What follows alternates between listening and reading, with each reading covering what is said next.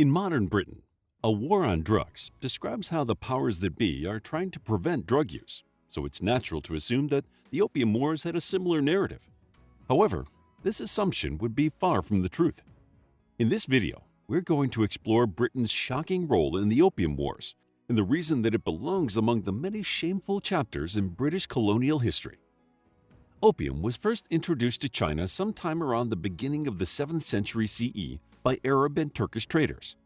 At first, it was used in limited quantities to relieve pain or tension until the 17th century when the practice of smoking tobacco spread from North America. Soon, smoking opium became popular throughout the country, and opium addiction became a serious issue. It was so widespread that in 1729, the Yongzheng Emperor banned the sale and use of opium. Like with modern-day drug laws, this did little to combat the problem, so in 1796, the Jia Emperor made the cultivation and importation of opium illegal. However, the Portuguese and the British had discovered the profitability of exporting opium from India and selling it in China. In 1773, the British became the leading supplier of opium to the Chinese market. Why did the European countries turn to the opium trade? It was partly because the West had very little to offer China. In contrast, Chinese goods were in high demand across Europe. Silk, tea, and porcelain were easy to sell in European countries, but the Chinese weren't interested in Europe's manufactured goods or trade items. As they had nothing to trade, Europeans had to use gold or silver to buy Chinese goods. To combat this trade imbalance, European traders decided to exploit the Chinese opium addicts. The large trading companies, like the British East India Company, did not carry the opium themselves due to the ban. Instead, they outsourced to private traders who sold the opium to smugglers along the Chinese coast. The gold and silver from the sales would be returned to the East India Company, which would use it to buy goods from China. By 1838, 40,000 chests, each containing an average of 140 pounds of opium, were being smuggled into China every year. Britain was now making a profit from this trade, as well as being able to buy all the goods it needed to export. Opium use had become so widespread that even imperial troops and officials were affected. Because of the pervasive use of opium, China suffered severe economic and social issues. To combat these problems, the Chinese government attempted to crack down on the ever-growing illegal importation. The lead-up to the First Opium War happened in the spring of 1839. Over 20,000 chests of opium were found in a warehouse owned by British merchants. Of course, the Chinese authorities immediately confiscated and destroyed the drugs. But that was just the beginning. In July of that same year, a drunk British soldier killed a Chinese citizen. The British refused to turn him over to Chinese authorities, apparently concerned about the legal system there. Realizing they had a superior navy, the British saw the rising tensions as an opportunity to force the Chinese authorities to give them better trade conditions. Around September 1839, the war broke out in earnest when British warships decimated a Chinese blockade at the Pearl River estuary. In June 1840, a British expeditionary force arrived in Hong Kong and sailed up the Pearl River to Canton. At first, they entered into negotiations, but by May of the following year, they had resorted to violence and attacked the city. Once Canton was occupied, the British continued their campaigns against the Qing forces. Despite fierce resistance and a Chinese counterattack in 1842, the British captured Nanjing and won the war by the end of August. On August 29, 1842, the Treaty of Nanjing was signed. Needless to say, the treaty was entirely unequal in favor of Britain. China had to pay Britain an indemnity of $21 million, cede Hong Kong to British rule, and establish a tariff that Britain declared to be fair and reasonable. In addition, British merchants would now be permitted to live and trade at 5 treaty ports, rather than only at Guangzhou, and they could deal directly with whomever they wanted. Shanghai was among the newly accessible ports, and this new access to foreign trade started the city on the path to becoming an important commercial center. The following year, on October 8, 1843, the treaty was amended to include the British Supplementary Treaty of the Bogue, which granted Britain certain exclusive rights in China, including allowing British citizens to be tried in British courts. Britain basked in their most favored nation status for a short time, before other Western countries began demanding the same privileges. And it could have ended there, except it didn't. In 1850, a rebellion sprang up in China. A disgruntled civil service examination candidate, Hong Xiuquan, did not take his failure well. He had been influenced by Christian teachings and, after a series of visions, proclaimed himself to be the Son of God and the younger brother of Jesus Christ sent to earth to reform China. He preached the doctrine of sharing property, which attracted many of China's famine-stricken workers. He also spread propaganda against the Qing dynasty, labeling them foreigners since they originated from Manchuria. The rebels attracted more than 1 million soldiers, some of whom marched to Nanjing, capturing the city in March 1853. While the Qing government had its hands full trying to quell the rebellion, Britain started looking for an excuse to extend its trading rights further. An opportunity arose in early October 1856. A British-registered ship, the Arrow, was docked in Canton when it was boarded by several Chinese officials. The officials arrested some Chinese crew members, and the British claimed they also lowered the British flag. While the Chinese crew members were later released from custody, the damage had already been done. At the end of October, the British, seizing an opportunity to restart hostilities, sailed a warship up the Pearl River and began bombing Canton. Fights broke out between troops of both nations, trade came to a standstill, and an impasse was reached.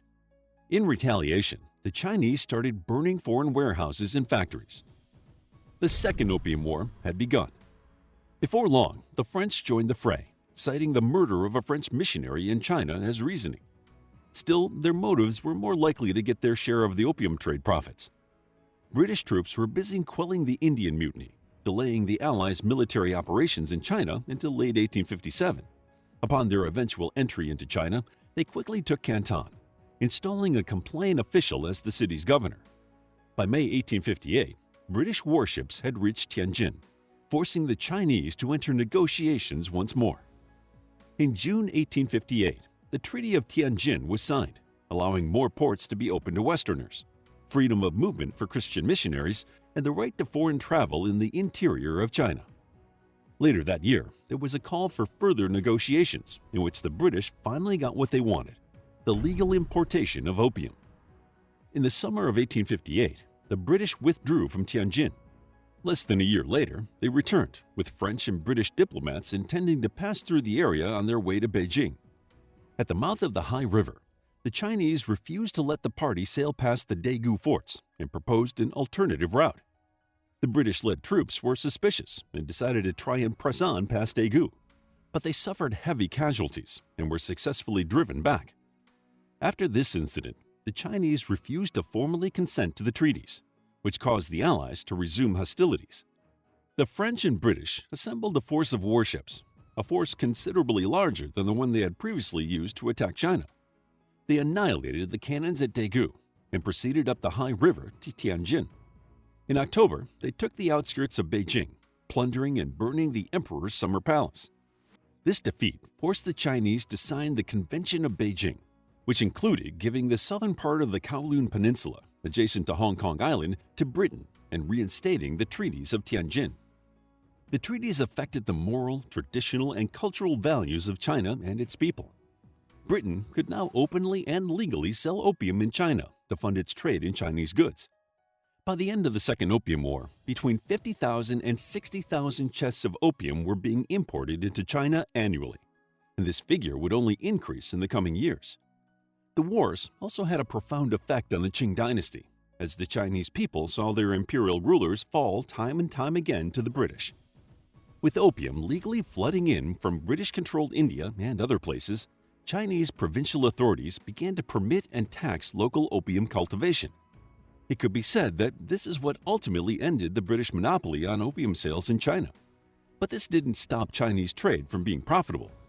Even though opium imports had halved by 1890, in 1898, the lands given to Britain in the Opium War treaties were leased by China to Great Britain for 99 years. Luckily for the Chinese, by 1905, the opium-related income of British India had fallen from 14% to 7%. And by 1906, opium was no longer an essential part of the West's trade with China. Soon, the Qing dynasty regained control over the importation of opium. In 1907, the 10 Years' Agreement was signed, in which China would make native cultivation and consumption of opium once again illegal, with the understanding that imports of Indian opium would decrease and cease entirely by the end of the 10 years. However, this did not erase the issues caused by opium addiction, nor the financial reliance on native cultivation. Opium trade routes continued to be in use right up until the Second World War, and even after that, opium cultivation continued to prosper in some areas of China. The use of opium was finally eradicated by the Chinese communists, who managed to keep it out of communist-controlled regions and eventually out of China when they came to power in 1949. On December 19, 1984, British Prime Minister Margaret Thatcher and Chinese Premier Zhao Ziyang signed an agreement that committed Britain to return Hong Kong to China in 1997. In return, China guaranteed a 50-year extension of its capitalist system. This fact is perhaps the most shameful part of the story for Britain. After starting 2 wars to sell opium to the Chinese, purely because they didn't want to pay for Chinese products, Britain kept control of Hong Kong until 1997, only ceding control conditionally, demanding that the formulation of a one-country, two-system policy remain in place by China's communist government. Of course, the situation is not as black and white as it seems, and many people in Hong Kong wish to remain westernized instead of coming under communist rule. Hong Kong's affinity for the West has continued, and tens of thousands of people from Hong Kong have emigrated to Britain as China's lockdown continues and as China introduces new laws that affect freedoms. It is predicted that hundreds of thousands will move out of Hong Kong in the coming years. It is certainly an area of the world to keep an eye on in the future. But the fact remains that the British used the Chinese people's addiction to fuel their own agenda. To circumvent amicable trade and the law, they could take what they needed from China by targeting the weaknesses of the common people and use them for their own gain. How would you like to get a deeper understanding of history, impress your friends, and predict the future more accurately based on past events? If this sounds like something you might be into, then check out the brand new Captivating History Book Club by clicking the first link in the description. We hope you found this video to be captivating. Check out our book, The Opium Wars, a captivating guide to the First and Second Opium Wars and their impact on the history of the United Kingdom and China. It's available as an ebook, paperback, and audiobook. If you enjoyed the video, please hit the like button and subscribe for more videos like this.